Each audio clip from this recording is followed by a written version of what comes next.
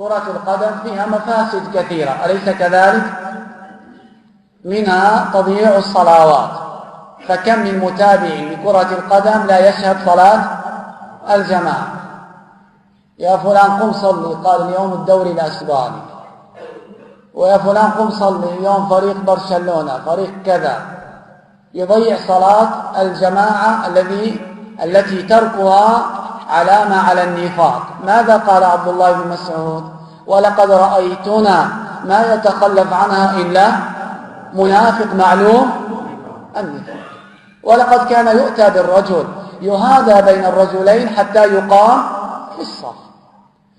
المفسدة الأخرى بعد تضييع الصلوات ميل القلب إلى الكفار، ميل القلب إلى الكفار، تجده يميل قلبه محبة للكفر، يحب اللاعب الفلاني إلى درجة الهيام، وأيضا يتأثر به في لباسه، في شعره، في طريقته، ويتابع أخباره.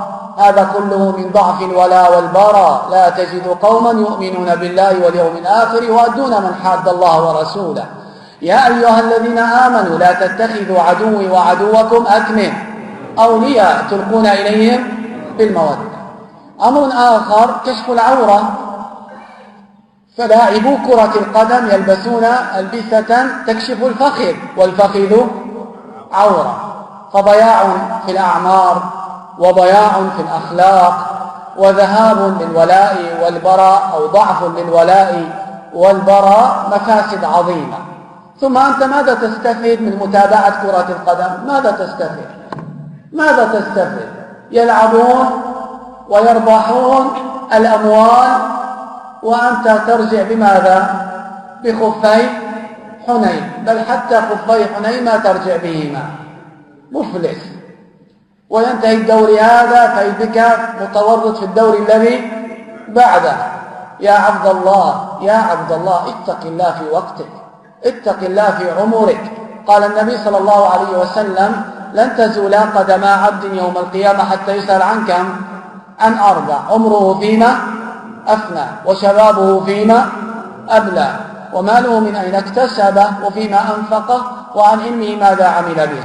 شهينا عمره، كل دقيقة ستسأل عنها، كل ثانية ستسأل عنها. ماذا ستقول؟ يا رب كنت أتابع الدوري الأسباني، يا رب كنت أتابع الدوري الإيطالي، يا رب كنت أتابع الدوري المحلي.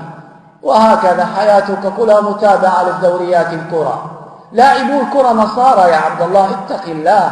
تجد لاعب الكرة يفعل إشارة الصليب، موجود أو لا؟ موجود.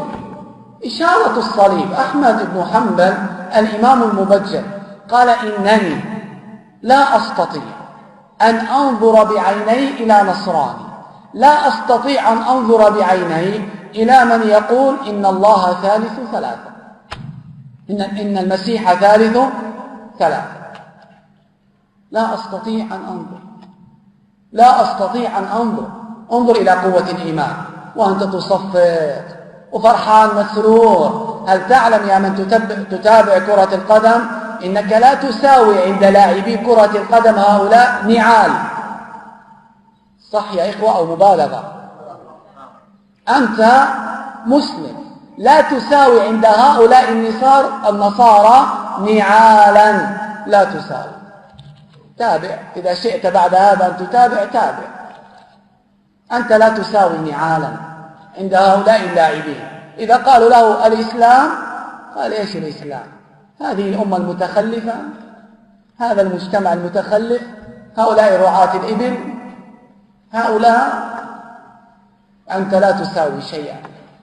فعليك أن تتقي الله وتترك مثل هذه المتابعات لهؤلاء الكفر، وكذلك متابعة هؤلاء الضائعين من أبناء الإسلام. تفوته الصلاة وهو يلعب في الكرة يمينا وشمالا. والعلماء يقولون: من فاتته صلاة فرض واحد دون عذر كفر. بين الرجل والكفر ترك الصلاة. العهد الذي بيننا وبينهم أكمل الصلاة، فمن تركها فقد كفر. وأنت أيها الابن ناصح أباك بالأسلوب الحسن، بالتذكير الطيب، بالموعظة الحسنة، بإسماع كلام العلماء.